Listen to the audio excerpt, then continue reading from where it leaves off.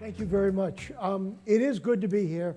I come to Malaysia a couple times, probably last time was about 2 years ago, and I'm so impressed by the changes that I see. I think it's exciting to be here, and I'm glad to be here with you this morning. So thank you for being here. Raymond, thank you. Your group has been absolutely great in arranging everything. It's been wonderful. We're going to talk about innovation. You may have, so in a minute you're going to see that my opening slide is not white, and nor is it symmetrical. You're going to see, some of you have already figured out that I'm wearing the same tie that's in this picture, right?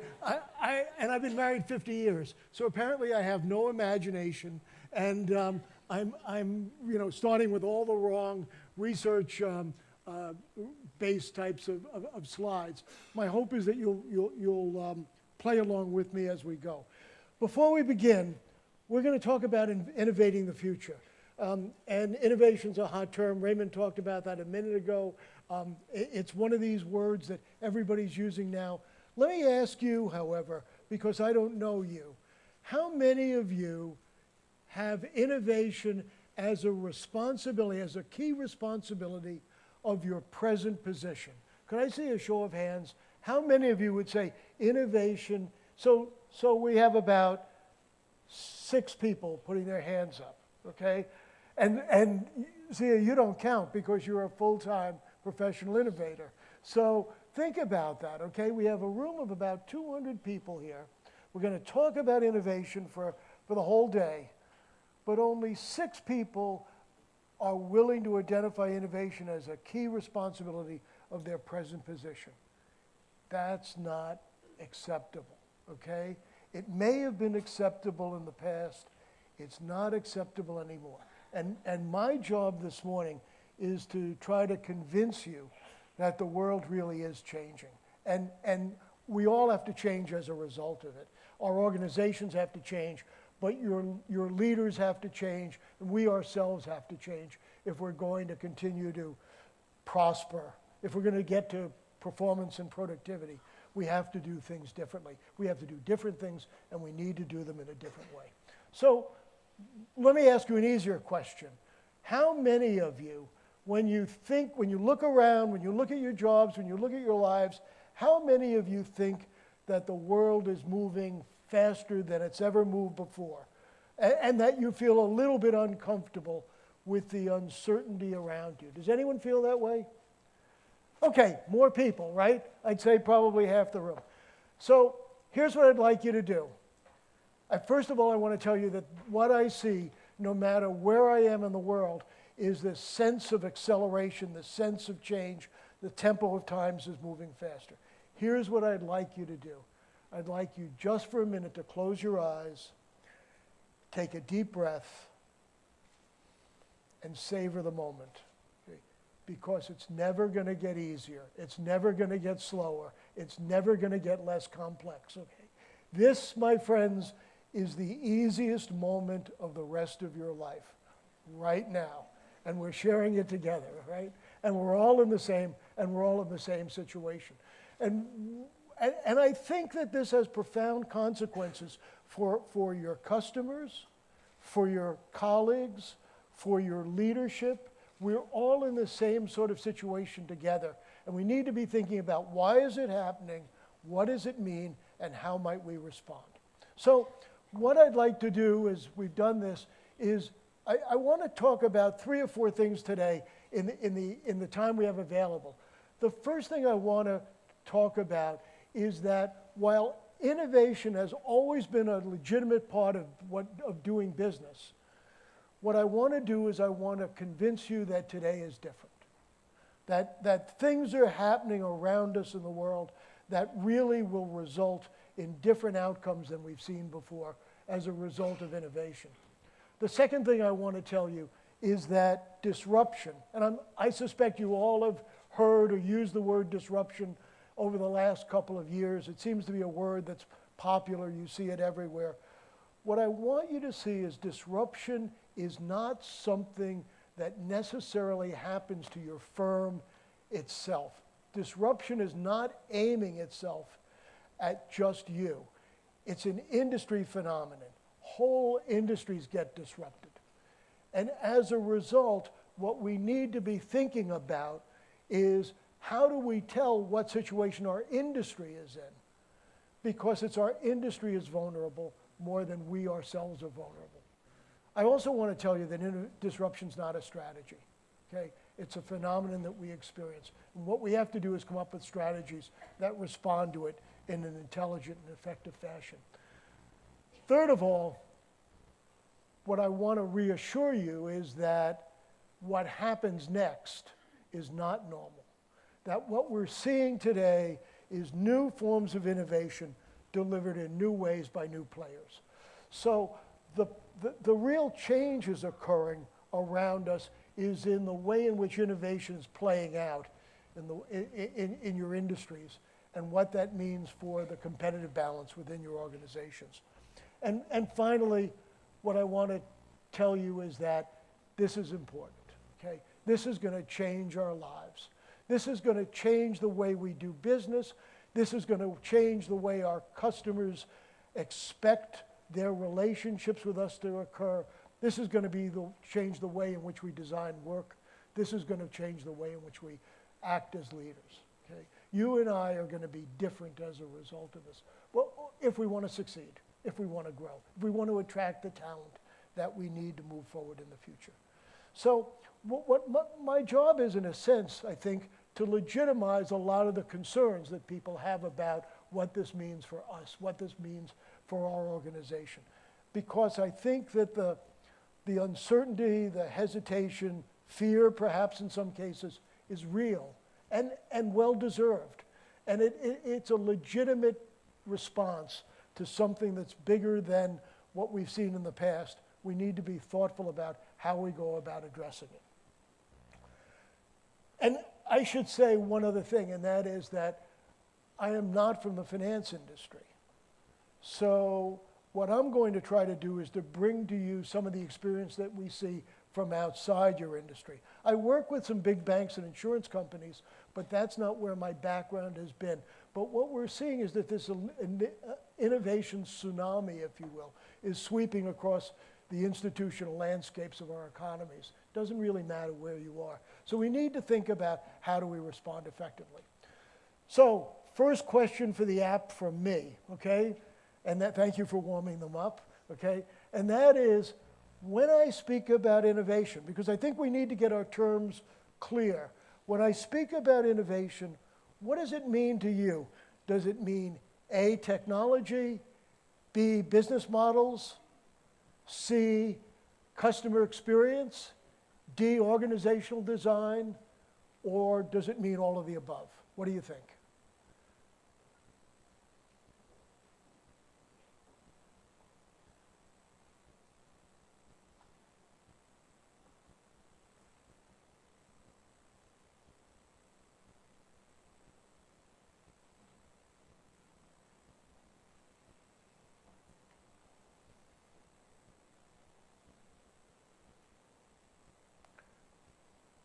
So we have 19 people voting. Well, I know we have more than 19 people in the room, right?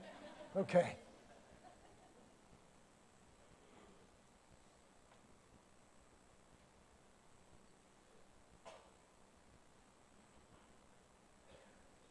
Okay, well, let me since we have some reluctance to vote on this, let me tell you a little bit about why I asked this question. Normally, when we talk about innovation, the first thing that comes to mind is technology. I mean, technology is driving so much of the change that we see in our economies, see in our organizations. So technology is an obvious choice. May not be the right choice, but it's an obvious choice. And almost always, when I talk to organizations about how they're going to respond to change, they almost always start with a technology response, whether it's a digital thing or an app or something like that. Technology is important. Business models, the second choice, are by far the hottest topic in innovation today. Okay? And one of the things that you'll see as we go through this morning is that business model innovation is everywhere. Technology has become almost a subset of business model innovation. And that's good news, because what business model innovation does is it opens up the possibilities for how we can compete in ways that we hadn't thought about in the past. Really, in a sense, lowers the barriers to entry in many of the industries that you're a part of. C, customer experience is critical. Okay? In fact, I think that if you follow the experience with design thinking, if you look at companies like Apple and the companies that we talk about always when we talk about innovation, what we're really doing is changing the customer experience more than anything else. We act differently, we behave differently than today than we did a few years ago, simply because we expect customer experiences to be different. And you can't do any of those unless you change the organizations, right? You can't provide a new customer experience. You can't bring technology into your organization. You can't change your business model unless you really reinvent the organization you're a part of. So I'm happy to see that 85% of you said all of the above, because in fact, I think that's the right answer. Responsibility of your jobs today. Yet everything up here covers all of the functions that we have in this room, no matter what it is you do. So one of the things I want you to be thinking about as we go through our time together is that innovation is the responsibility of everybody in this room, okay? I want innovation to be a verb, not a noun. I want innovation to be something that characterizes the way we work rather than something we bring to market to change a customer's mindset, okay? Verb. And if it's a verb, it affects everybody in the room. So what does that mean? Well, I'm going to switch back to my slides, okay? So innovation's always been a part of the way in which we think. This is an interesting chart of what's called Kondratiev cycles. And the idea is that every once in a while you have a major innovation that changes everything. So we start in the late 18th century. I would go earlier than what they've said here, and we look at the invention of steam in the United Kingdom, primarily starting in the textile industry, but it changed everything. Changed the way in which people worked, changed the way in which cities were put together, changed the communication and transportation systems between production and markets. It changed the nature of the task. We de-skilled people. We moved from artisanal economies to economies where people fit mass production assembly lines. Changed the role of women in society. We have a lot of women in this room. If you look at British society before the Industrial Revolution and after the Industrial Revolution, the role of women was actually diminished as a result of that. They went from being partners with their spouses and, in a sense, chief financial officers of small family businesses to being left behind as work moved to centralized locations, factories, and the like. This matters. It matters not only in the industries in which the innovation takes place, it matters in our lives. Later, steel, railways, transportation, many of it highly interrelated with the Industrial Revolution, changed the way our countries, our national economies were linked together. We began to differentiate on the basis of resources and skills and the like. As you move forward through the 20th century, synthetic dyes and chemicals changed the colors of the clothing that we wear, changed the flavors and fragrances of the foods we consumed. In the middle of the 20th century, we had a major revolution in terms of automotive technology. The point is that each of these technologies changed everything, not just the industries they began in, but the way in which we work, our role as citizens. You get to today, and we're in a world where the Internet of Things and genomics coming together have the potential to change our entire lives and our entire economies, the interrelationship between industries, our expectations as customers. And your firms are in the middle of that. And this is coming whether we like it or not. It's not avoidable. And you need to be You need to be prepared to do this. The other day I was I had a credit card problem. I called my credit card provider, and I was on the phone for about 12 minutes. And I have to tell you, 5, 6, 10 years ago, 12 minutes would have been fine. Today, it was the longest 12 minutes of my life. I thought I was going to die. It was taking so long. Now, it wasn't. What's changed?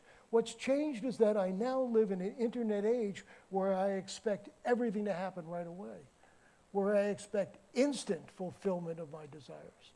And that wasn't the case. My opinions of their customer experience were diminished, not by anything they were doing, but by the way the world was changing around us. Each of these innovations has had that same effect on people. And now we're at a point where we have two big ones coming, genomics and Internet of Things. And the sense is that every industry is going to be affected by that. You take a look at what's changed over the last 10 years. These icons or emojis are representative of industries that each of us have been familiar with, right? Telephones, alarm clocks, Rolodexes, calendars, briefcases, books, all things that are have either left the stage or at risk of leaving. And behind each of those are companies and employees and talent that through no fault of their own are being left behind because the industries of which they're a part have been unable to keep up. And you see there's a number of banking and finance-related icons up here that are in the offering. This has profound consequences for all of us, not just as employees of firms, but as people who live in communities where your neighbors are threatened by changes that are taking place. I don't want to paint a black picture. I don't think this is bad. I just think this is the way it is. Okay, and it's always happened, but it's never happened in quite the same way that it has in the present. So let me show you an industry that's far away from your world, but that you're familiar with. And the industry, and I want to use this industry because I think it's representative of all industries, and it's one that everybody knows. It's been part of your life since birth. But I want to use it to argue that the same things that are happening in this industry are happening in every industry, and try to explain why disruption and innovation is so important today. The industry is calculating. And it started with the abacus thousands of years ago, and developed in the Middle East and then moved to Asia, still used in some places. And then about 1600, in Europe, the introduction of the slide rule to do calculating. Now, how many people know what this is? How many people have never seen a slide rule before? Is there, okay, so this is a slide rule. Okay. This is a one moving piece device.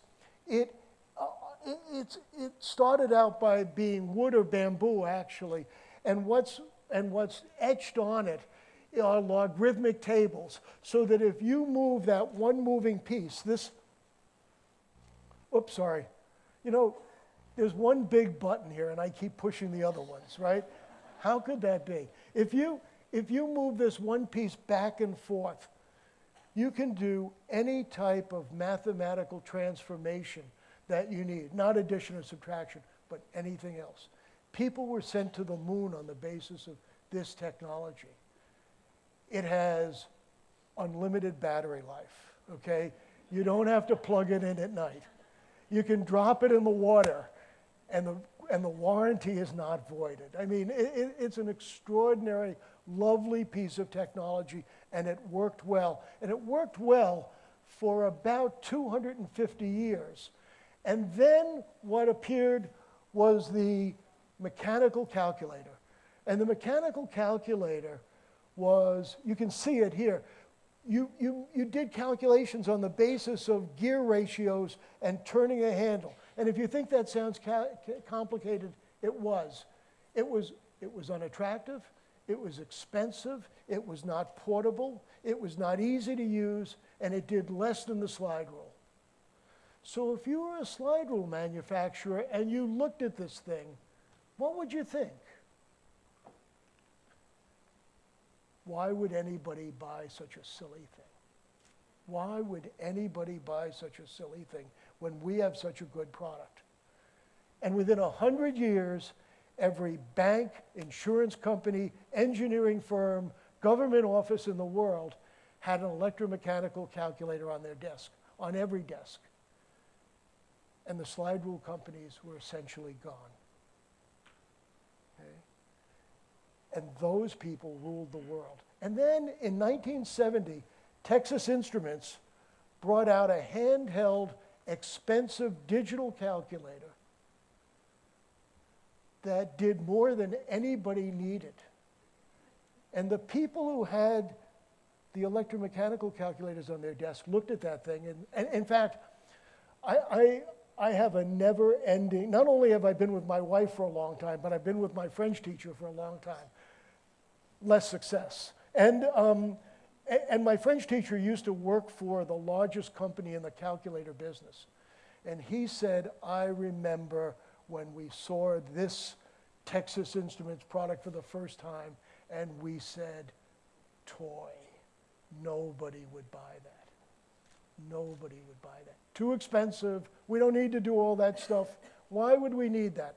And within 10 years, everybody in this room had a Casio or a Sharp, or remember, you had them, you probably still have some at home, right? You don't know what, everybody has a drawer full of these things. You don't know what to do with them. They're there, it's hard to throw them out.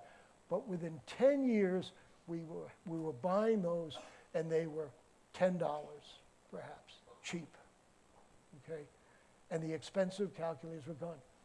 And then what replaced those? The phone, right? No, almost. I'll make you a star in a minute, okay? Almost.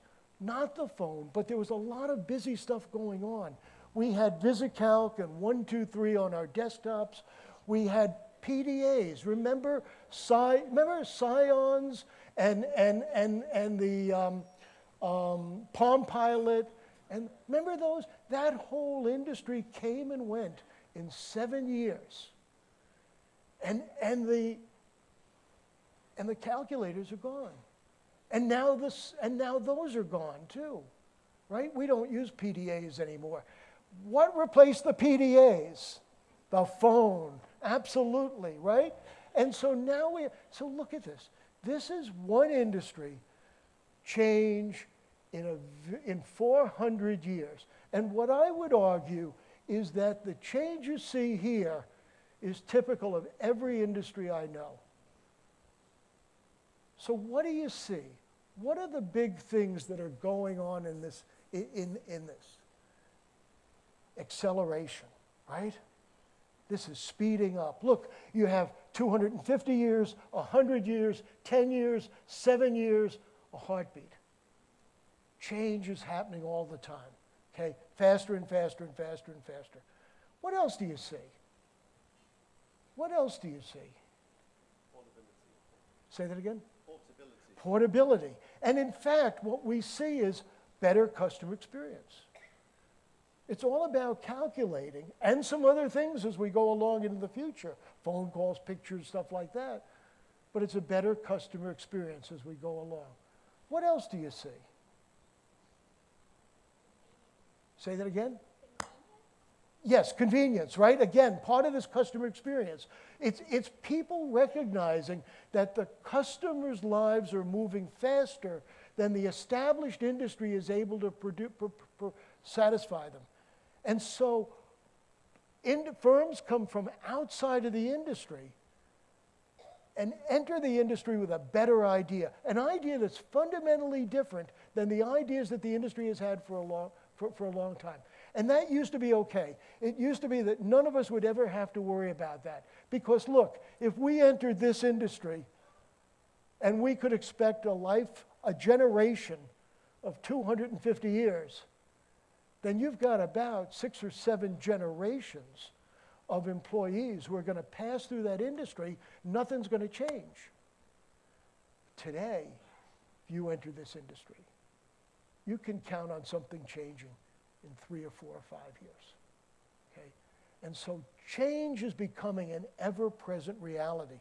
And one of the things we're going to argue in a few minutes is that our organizations and the value chain that produces leaders, okay, me included, being a professor at a business school, we're all based on a model that expects a longer life cycle of any generation than what we have today.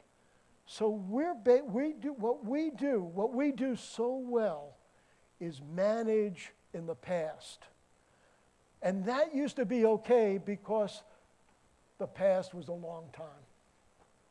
But what's happening today is if we're not managing in the future is going to come faster than anyone's prepared to do. In fact, what I would argue, in most large organizations, the people at the top of the organization have never gone through a major industry disruption.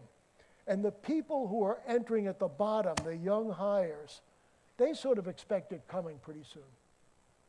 And there's a generational difference between expectations that can't be well articulated, but it's coming, okay? And you see it in music, right? You all have lived through 7 big changes from vinyl records to streaming music in the last 40 years. Everybody in this room has lived through it. And so one of the things that we've seen is that every one of these changes has had an S-curve. And that S-curve has gotten shorter and shorter and shorter. Think about it, right? Think about how long your family had a Victrola versus how long you had a Walkman. And how long you had a Walkman versus how long you had an iPod. Things are changing, they're accelerating, this change is happening everywhere. And the industry leadership has changed as well. So what we see is that in every generation of change in music, we have a different industry leader. And I'm saying this because I want to use familiar types of industries so that you see the changes that are here. But I have hundreds of industries where I can show you the same thing is happening. B2B or B2C, it doesn't matter. You see the same degree of change. And you also see, I think, if you think really hard about this, is that even though the technology appears to be dazzling, this is really more about the customer experience. Because, for example, so if you think about it, it's continuous, right? Innovation is continuous. If you go back to this chart here, what we see is a continuous process of change. It used to be slow, today it's fast, okay? And so what we need to be thinking about is how do we change from mindsets, employee mindsets, institutional mindsets, where we treat innovation as exceptional, where we treat innovation as episodic, to a mindset where we treat innovation as continuous, where we go to work every day thinking, today might be the day a big change happens, rather than going to work every day thinking, boy, I hope no change happens this year. Okay? We need to stop thinking about it that way. If you think about customer experience, you remember the cassette, you remember cassette tapes? You all remember cassette tapes? Remember that experience? That experience often looked like that, right? Right? So and it was solved by fairly primitive technology, right? But what in fact was happening was part of the reason the CD player, which replaced the cassette tape, part of the reason the CD player was so attractive was because it was a better customer experience. You didn't have to bring a pencil along with you. So let me ask you this. At the top is streaming music. You're all familiar with streaming music, I'm sure. What comes next? What comes next? And the answer is, we don't know. And that's the unknown. That feeling when I asked you what comes next, that feeling of, That feeling is about the unknown. And in a few minutes, one of the things I'm going to argue is that thinking about the unknown is going to be much more of a part of our leadership life in the future than it's been in the past. We can deal well with the uncertain, but the unknown is terra incognita. We've never been there before. So we need to change the way we think about how we think about the future and how we think about the leadership role, and that's key. You with me so far? Because it's not our fault that this is happening. It's just the way it is, but it's unavoidable. Everybody in this room is going to have to face accelerating change. And accelerating change means more unknown than we've had before. So, and the other thing that's interesting is that this is not, there. You know, you hear people talk about Kodak moments. Forget it, there are no Kodak moments. This is not a fast process. Look, these are different generations of technologies coexisting at the same time. You know, Kodak had 35 years to go out of business. They still managed to do it. You know, they couldn't respond. And everybody in the room, I'm sure, remembers opening the papers day after day after day and looking at BlackBerry and thinking, why can't those guys figure this out? The unknown. So disruption is neither fast nor flashy, but it's relentless, okay? Once the customer senses a better customer experience, they don't want to go back. And the interesting thing is that if you're successful today, if you're an incumbent market leader, you are going to have a more difficult time adjusting to the future than somebody who has no legacy to protect. Okay? Why? Because you've got that cash flow coming in that nobody wants to disturb as long as it can. Success is dangerous, okay? Success is dangerous. It sets you up for hesitation. So what we know about innovation is that it's continuous. That's important. We know it's accelerating. Look at how fast adoption of technologies look at how they've changed from the early 1900s, where it was a rather leisurely adoption, to today, where you have widespread adoption in very short periods of time. That means less time to respond to outside challenges. And that means you need to be making decisions, difficult decisions, faster, quicker than you have in the past. Whole peer groups of industry leadership gets changed. We talk about Kodak all the time. We never mention that AGFA and the film part of Fujifilm also went out of business at the same time. We talk about Nokia, but Motorola, right? Docomo,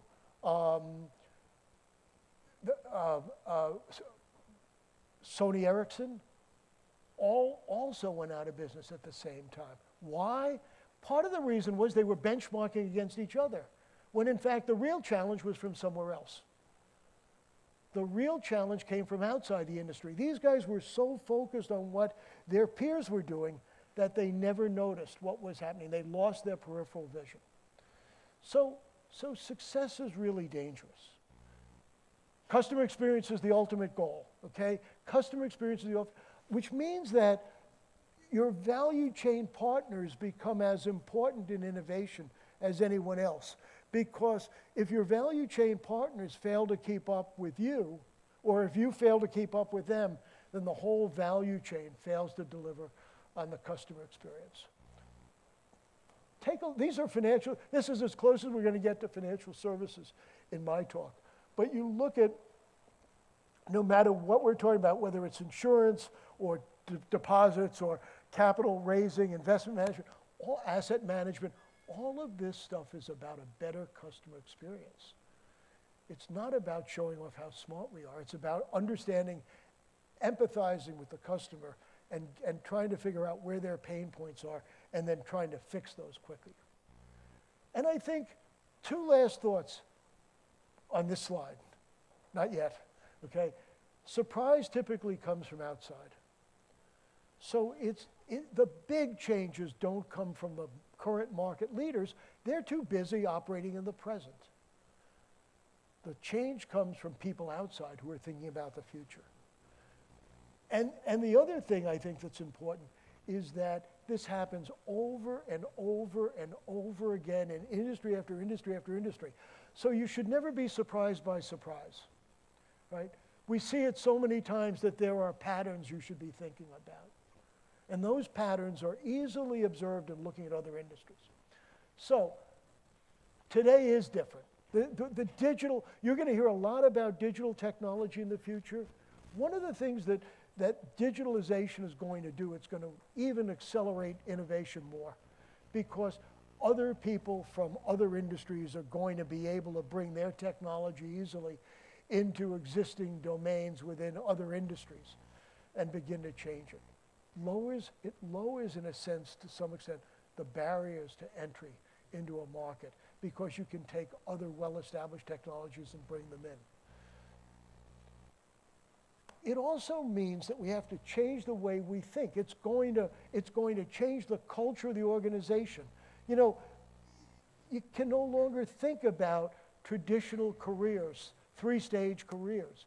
Now we're thinking about Act 4, Act 5. I mean, the people who are working in the so-called gig economy are constantly scrambling to try to keep up with the nature of that type of employment activity. Employment is different. Who owns the brand? In the past, we thought we own the brand. Today, the customer believes they own the brand. You know, that's a big difference in terms of how you relate to the people outside. The rise of artificial intelligence, robots, the like. And so what we're seeing now is a need to master new skills, a need to master design thinking, a need to master customer centricity, a need to master coding and analytics, need to be more comfortable with understanding the role of individuality. When the genomics revolution finally hits, which is not all that far away, it's going to profoundly change the way we think about who we are as individuals and what our expectations are in terms of customization. In the same way that the internet has changed the way we think about time and how long a minute really is. So we need to be thinking about how we're going to cope with this. Business models have become more popular. Remember I said it's the hottest thing today in innovation. Business models have become more popular. If you think about business models, I don't know how many of you have seen this. This is the so-called business model canvas, developed by a young friend of mine before he was 40, young Swiss guy. And despite the fact that experts like myself told him, why waste your time on this? This has become a huge success. But if you look at firms that you know, Starbucks, right? That found a niche in the customer marketplace for premium priced coffee that the world's largest coffee company knew did not exist. Nespresso, which was legitimized, took 20 years to break even, was legitimized by the advent of Starbucks, because up until that time, Nestle, which is the world's largest coffee company, never looked at premium priced coffee. If you think about Zara, you know, what do we know in supply chain? We know in retail you don't stock out. Zara builds customer loyalty by deliberately stocking out. If you think about Amazon, what do we know about retail in terms of delivery? We know that historically, retailers have told us delivery is of less consequence than almost anything else in the customer experience. And those of you who use Amazon know that's no longer true. Delivery today may be the reason you shop with them rather than with anyone else. Uber. How did Uber succeed? Because Uber taught us that taxi cabs don't have to be dirty. that taxi cab drivers don't have to be impolite, that you have a say in that ride, when you get it, who you get it from, that you can do things in terms of voicing your opinions about the flight. Think about Airbnb, the largest hosting company in the world, hotel company in the world without hotels. You think about Li and Feng. Do you know Li and Feng? Everybody in this room has one thing in common at least, and that is that we are all wearing some piece of clothing that has passed through Li and Feng's hands. They are the largest player in the global textile and apparel industry. They have no factories. They have no logistics. They know who does. They know what factories are open. They know who does quality. They know where the trucks are. They know it in Asia. They know it in Central America. They know it globally. Right? So they've built an entire business model about being smarter than the established players in the industry. IKEA has built an industry by reducing prices by letting you do the work, right? Rather than they do the work. Skype and WhatsApp, free calls. Nobody in the telephone industry ever thought about that. That would be the last thing they would think about that. So think about these changes. These changes are everywhere. Emergency up there is an Italian NGO that has brought world-class medical treatment to East Africa during the Ebola outbreak because you know what they did? They said, why when we take people out of Africa who have Ebola, they survive, and when we leave them in Africa, they have a high probability of dying. And people said, well, they have better hospitals outside of Africa. So why don't we have better hospitals in Africa? Well, too expensive. But emergency is in Milan. And emergency is close to Gucci and Prada. You know Gucci and Prada, right? And what they know is that during holiday seasons, Gucci and Prada build pop-up stores. Why can't we build pop-up hospitals? And so they have reduced, in their hospitals, people don't die of Ebola. The hospitals aren't there permanently. They come when there's a need. They sort of blow them up, treat patients, move.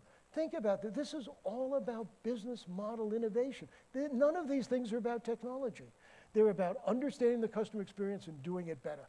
Everybody in this room can find a place up here where their role in the firm is, and there's disruptive innovation taking place. So, and then the other thing that's changing today is that there are people, for the first time, there are people outside in innovation hubs around the world who are saying, you know what, we can blow up this industry, let's do it. So it used to be that disruption occurred because you had tinkerers, people who could make a better product. Now you have disruption because you have exploders, people who come in and say, hey, let's blow up an existing industry. So the message that I want you to have at this point is that this affects all of us. It's happening everywhere. Here's a good example of exploders. So you all know the taxi business, and we all know Uber or Grasp, and how these competitors are blowing up. And there's no really big difference between the two. I mean, there is, but you can sort of see it. But what if we bring drones into the business? What if we introduce drones not just to carry Amazon's packages, but what if we introduce drones to an urban environment to carry passengers? Does that change the industry? You think any of the taxi companies or Uber could respond to that very well? Probably not. So last year I was in Shenzhen, and I met a guy who produces this Erhang drone, and he had just received an order for 10,000 people carrying drones just to do that, to be introduced into urban settings to compete against the taxi business. And I thought that was one of the most amazing things I saw. 2 weeks later, I was in Boston, and I visited the factory that was making flying cars.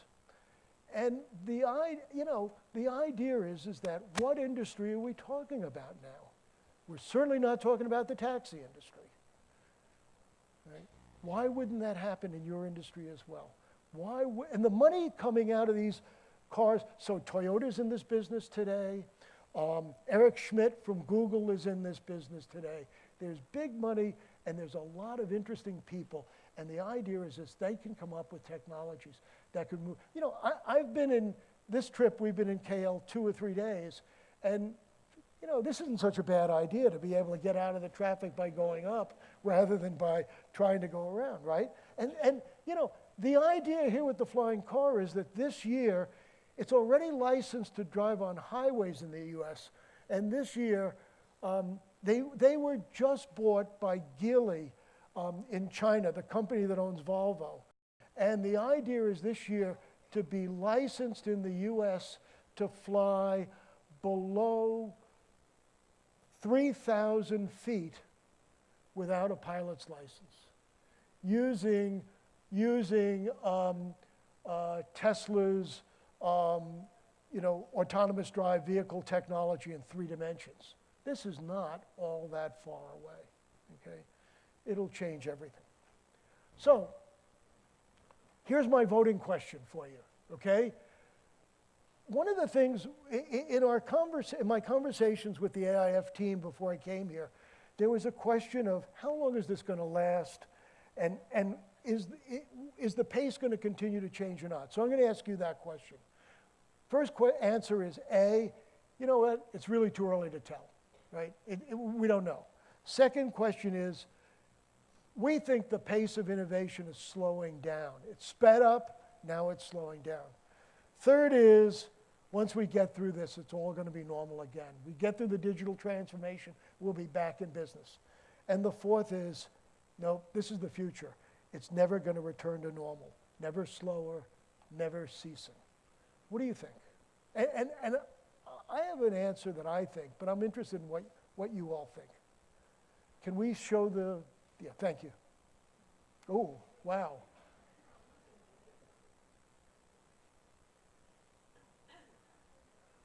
So now we'll have to see who has the courage to do anything else. I think, look, I think it's the future. But think about what this means. This is our future. What we used to know is normal will never reappear.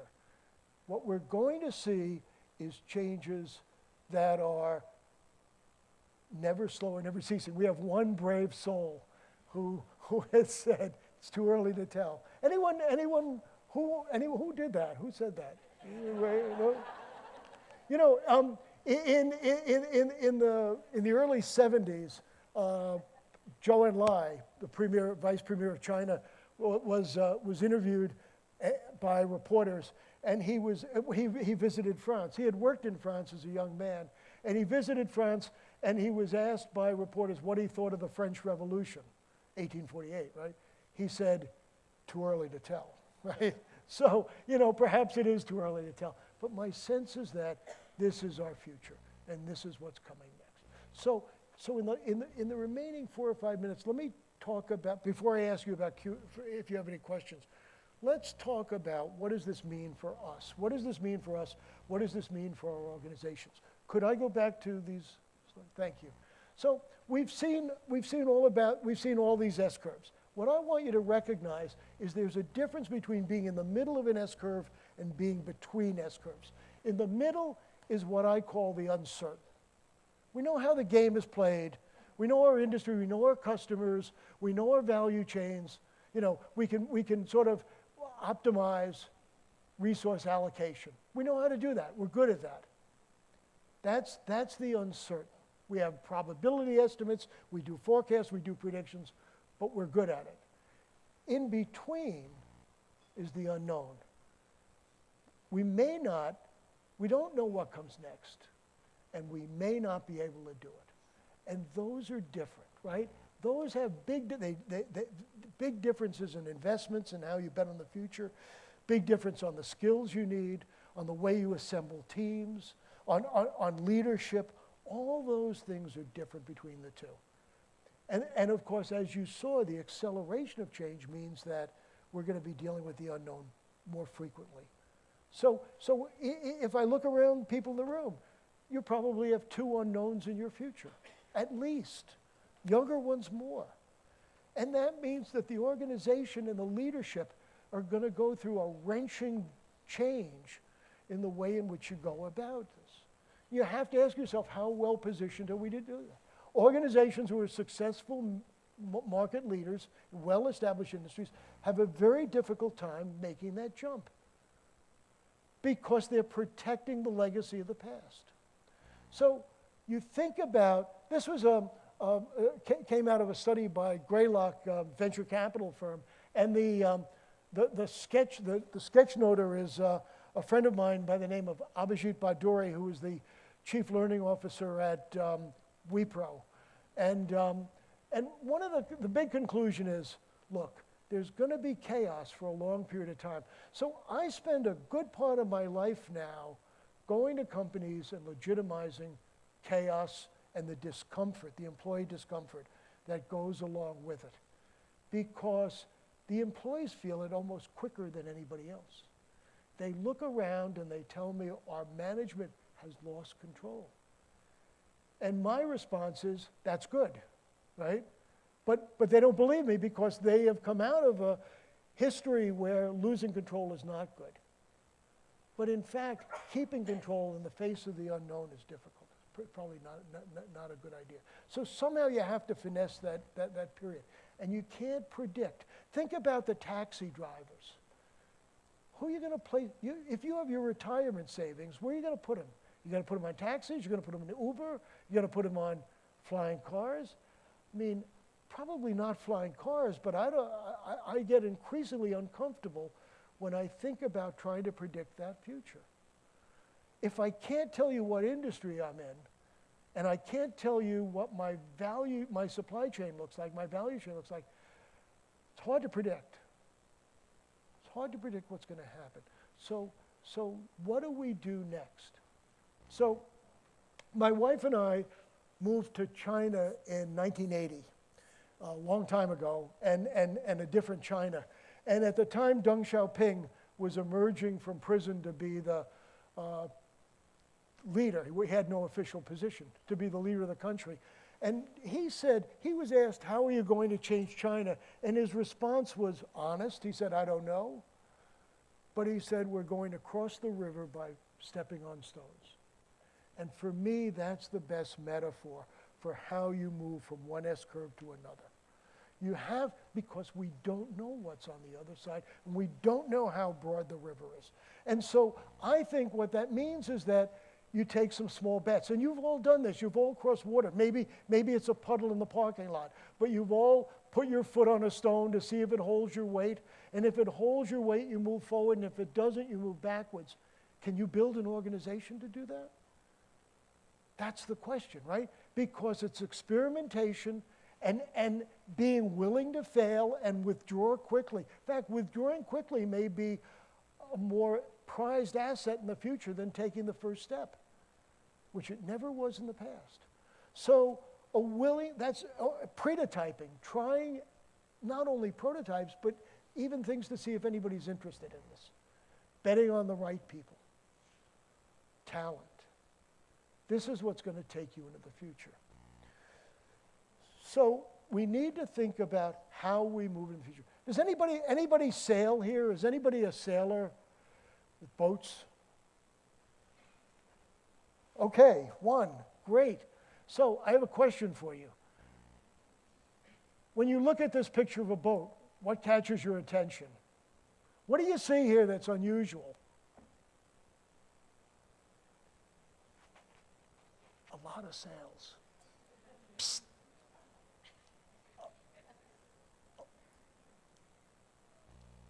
He's going to say white and asymmetrical, and I'm going to be in.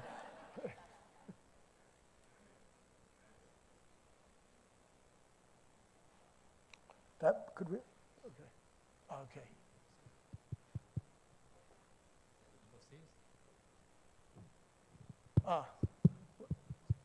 The sails? Here, tell me. I have a microphone that's live. The sails. Okay. The sails. Sails, yes, absolutely. Okay? There's a lot of them. Why do you think a sailboat maker would put that many sails on a boat in 1902? Steam. The sailboat makers woke up one morning. They saw a new business model, if you will. Faster, more efficient, the future. And what did they do? They retreated to the past, okay? They retreated to the past. So they put more sails up. I mean, it worked in the past. Why not put a few more up, okay? That's the danger, retreating to the past. So in the unknown, success is dangerous. We've said that over and over and over again. Hesitation is suicidal. So you need to be able to build an organization that moves fast into the future. And that's why I think you need to change innovation from something that's a noun, something that somebody else does, right? Something that's the property of a particular department, to something that characterizes the way we all work. Whether we're in marketing or manufacturing or technology or HR, we are innovative. And I think that's going to be a characteristic of organizations that succeed in the future. And so one of the things I would ask you is, where are you getting your ideas from at the moment? I mean, here's Michael O'Leary. He's the CEO of Ryanair. And he's saying, my plan is to make air travel free in the next 5 years, 10 years, 10 years. Why? Because what he's seen is that free works with Skype, free works with WeChat, free works with WhatsApp, free works. Now, the business model means that he wants to negotiate a percentage of the increased revenue from his airport partners. So he'll get paid a different way, because if he makes air travel free, he believes that there'll be so many people coming to the airport that they'll fly out. Interesting idea. Nobody else in the airline industry is talking about this, right? If he brings this to the market, it'll be interesting. This is Robert Falcon Scott, and we have anybody from the UK here? You might not want to listen for the next few minutes. And Roald Amundsen. Scott was a captain in Her Majesty's Royal Navy. At the beginning of the 20th century, that was the biggest brand in the world of whatever you're doing. Amundsen was a failed Norwegian medical student. 2 projects, side by side, going to the South Pole. Nobody had ever been to the South Pole. It's like going into the future. They're together. They're leaving at the same time. It's a great test. Scott has more people. He's about 120 people on the boat, more money. He's better equipped. Burberry has outfitted, so their outfits, they look great. Okay? Scott has 5 or 6 people, about 16 people on the trip. They're outfitted by Eskimos. They don't look quite as good, right? Amundsen gets to the pole 3 weeks before Scott. Amundsen gets to the pole 3 weeks before Scott. On their return, it's about 4,000 kilometers, start to finish. Cold, dark, tough. On their return, Amundsen's team has gained weight, on average. Scott's team never returns. They die of starvation and exposure. So, Scott, bigger team, more resources, better known. Amundsen, smaller team, bigger resources, better conversations.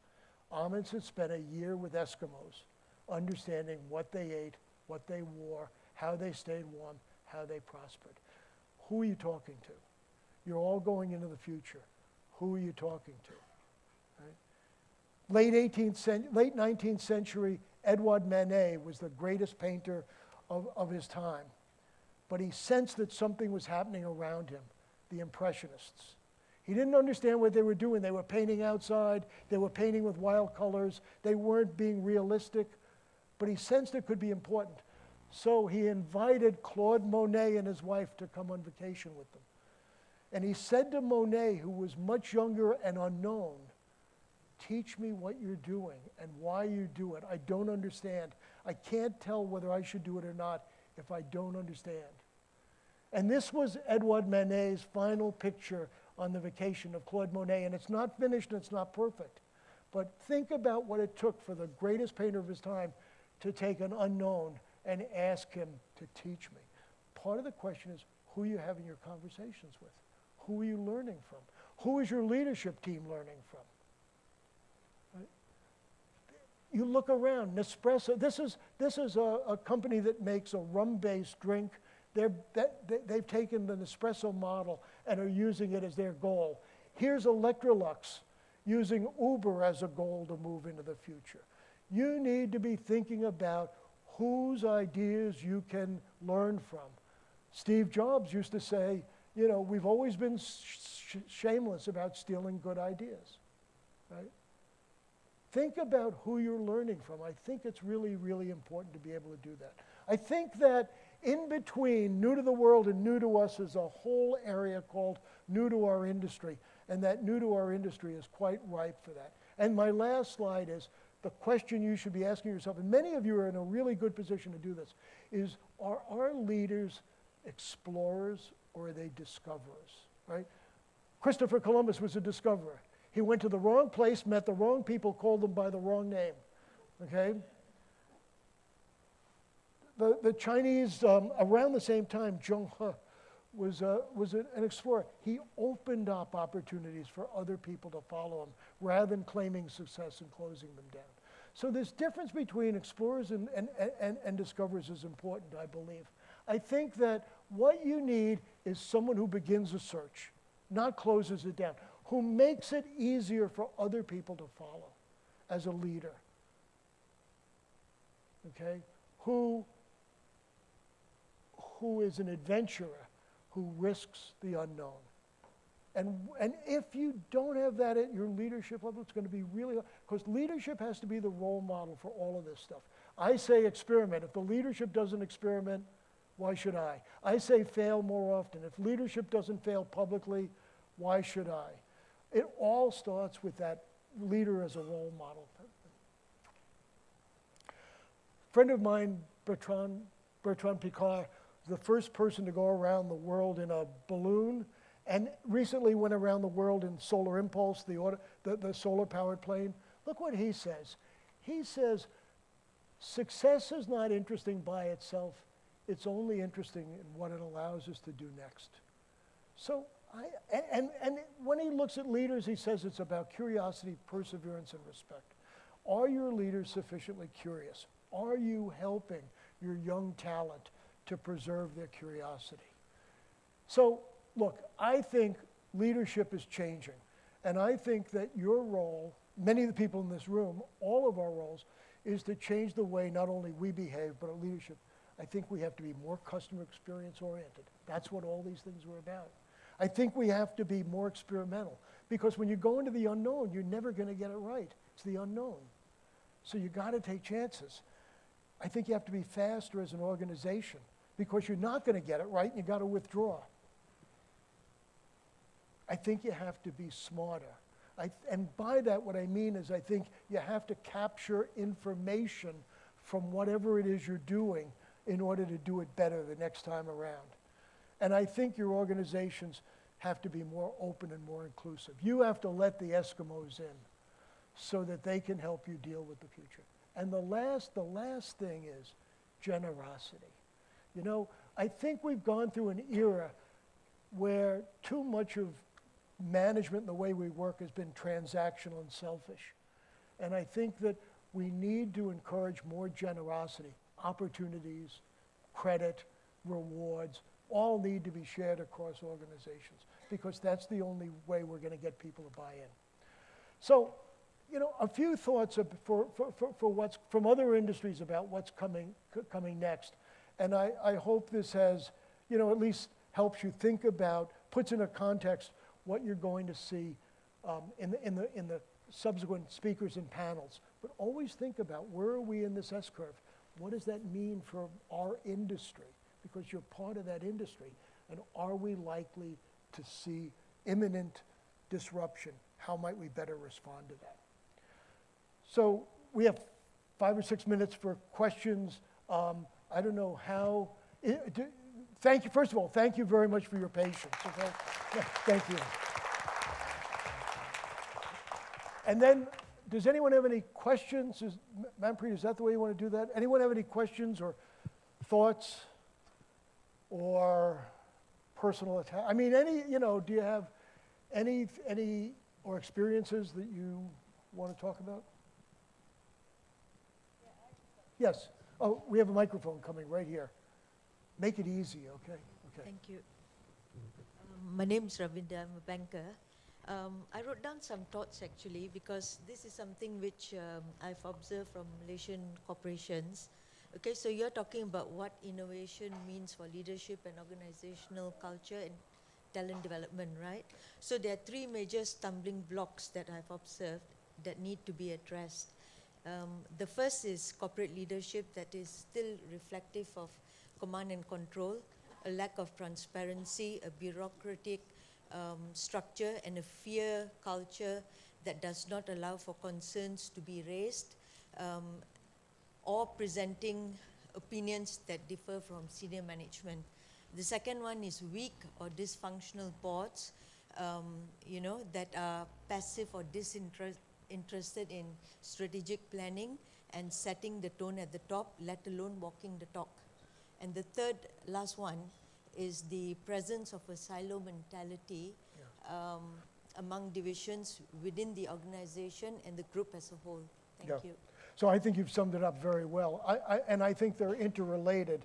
I think that the leaders that I respect the most in complex organizations have the courage and capacity to give up control. Not lose control, but to share it with others closer to the action. And in a way, that reduces the first of the problems that you're talking about, and to an extent, addresses part of the silo thing by giving more autonomy down below. But it's difficult to do, and it's not something that's intrinsically natural. I don't think leaders spend a lot of time in their career aggrandizing power. Then to give it up seems counterintuitive. But I think that's clearly the characteristic of leaders that I admire the most. The point you make about board governance is absolutely. I see boards who simply don't know enough about innovation, so they can't ask good questions. And as a result, things get done that shouldn't happen. So my feeling is that the most valuable part of your question, I think, it's a great question, but the most valuable part I think we never talked about was preparing the board to be a more intelligent, and CEOs as well, and CFOs to be more intelligent interrogators, not to be innovators themselves, but to understand the logic of innovation so they can ask better questions. I think innovation magic occurs when people in the organization feel that they have absolute freedom to contribute their ideas, and senior management feels like it's in complete control at the same time, okay? And you can do that, but it means that you need to be precise and inspiring about your goals and objectives, and then be well-informed enough to ask good questions. And we don't do that. Look, innovation is a social skill. It's not about technology. I'm an engineer. It's not about engineering. It's about working with people more effectively. People smarter than you, people who are more energetic, and letting them go because you have the leverage to take their skills and their interest and their passion and open up new worlds. And so it's about conversations. It's about who you're including in the conversations, how generous you are in the way in which you work. And it's a social phenomenon rather than anything else. Good question. Yes, Karen. Yes. I didn't know you could ask questions from there. Let's go.